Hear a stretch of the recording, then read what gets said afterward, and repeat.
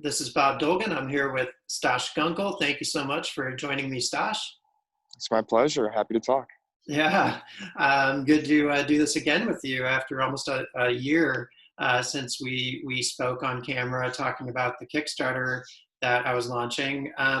I just wanted to check in with you because it has been a year and see how things have gone. I know you went away to college, and I wondered if you had even given any thought to plovers, very much going through your first year of college at the University of Michigan.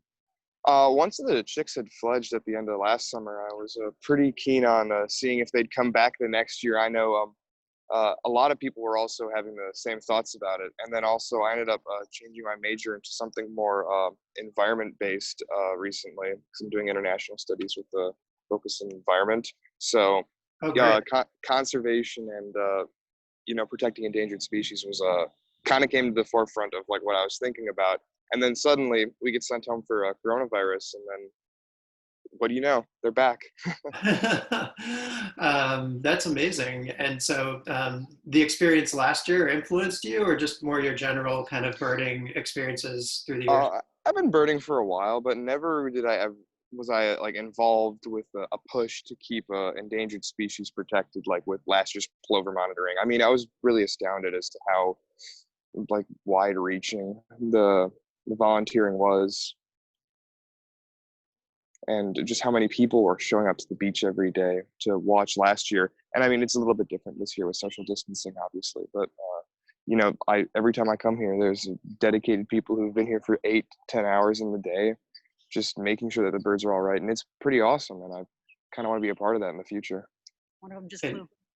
One of the chicks just flew. All three are on the move, and one just flew up a bit and down. What do you know? Running on the sand. Well, It's the first time we've seen it. One of the chicks just flew. If you can't tell, we're live at Montrose Beach right now with Staś. Just so people who are watching know that the plovers are still being monitored. Staś is not like shirking some of his duties or something here. Also, we should throw the disclaimer out that Montrose Beach is still officially closed to the public. However, plover monitors have been granted special access. So you mentioned international studies. Do you think that your conservation interest will extend outside of the United States or North America? Most definitely. I'm also a German major, and I came to that decision by loving my German classes, which I kind of took on a whim in the first place, but ended up sticking. But considering that the U.S.'s environmental policy in recent years, and I guess historically, has been somewhat lacking compared to the other parts of the world, like let's say Germany and other countries in Europe, I've always thought that maybe using my two majors together into studying international like policies for environmental protections, learning that and working abroad, I could maybe at some point bring that home to the U.S.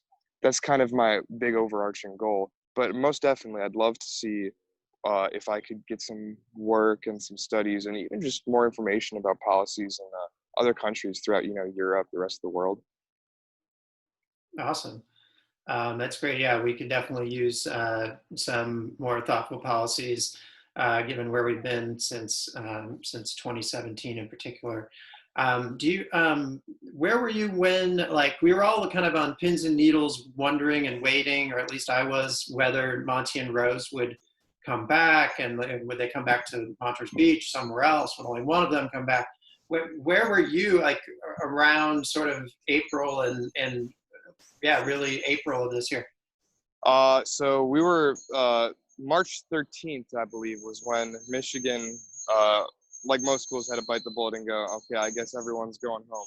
And so I packed up all my things, moved back in a matter of a weekend, and I'd been sitting at home doing all my classwork, and obviously we were in a much earlier phase, so people weren't going out. I was just kind of sitting at home, just going through schoolwork, and I remember one day, I'm pretty sure it was like middle of the day or something, Mom came in the room and she was like, they're back. And thing is, she didn't have to explain. I was like, oh, okay, it's go time, and I was really excited because I enjoyed Pokemon during last year, and so cool. even protecting them, of course, was a big plus, and that's why I do what I do here.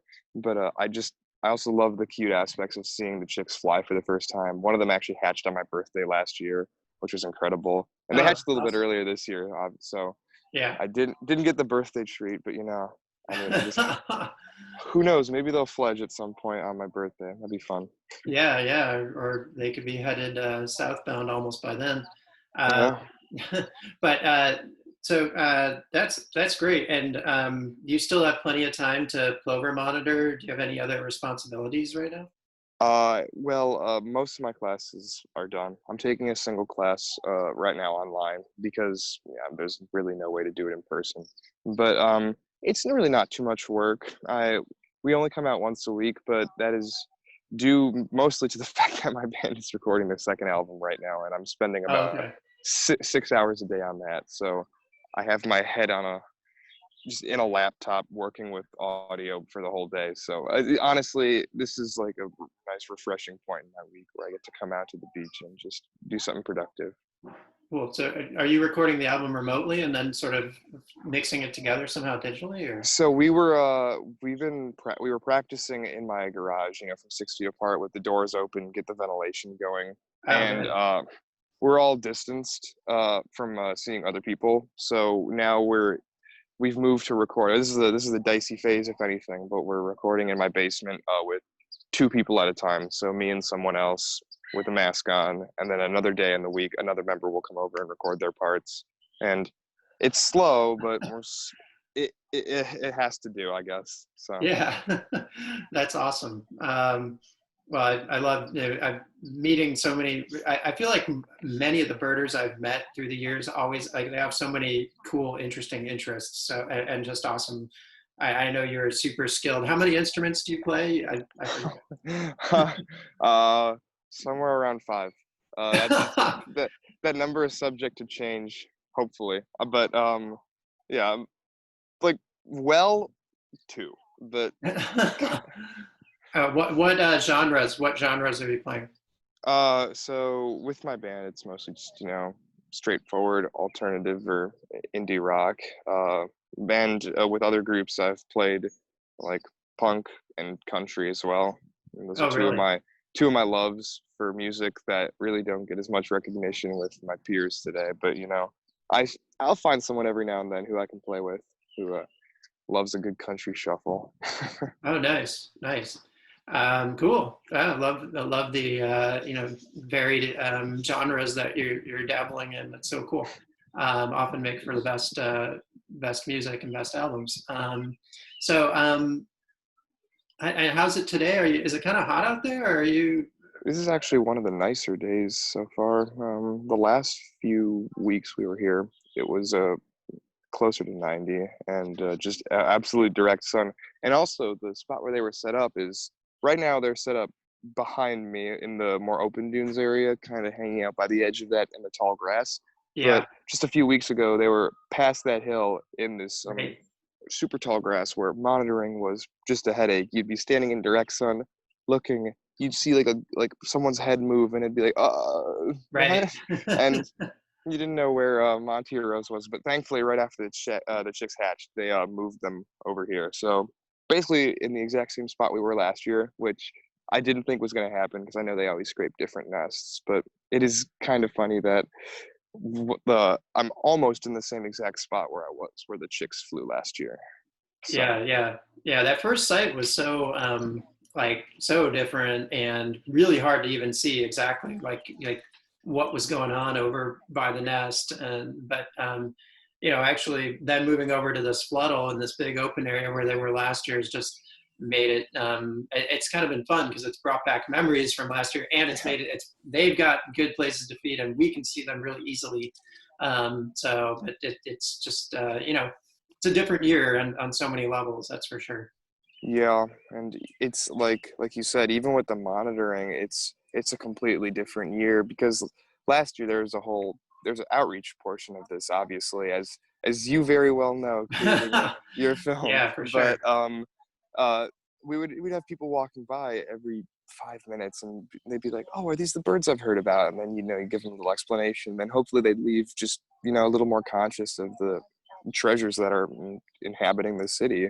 And this year, obviously, I'm sad about it that we can't do that as much, because that was a really enjoyable part of last year, being able to share the love with other people.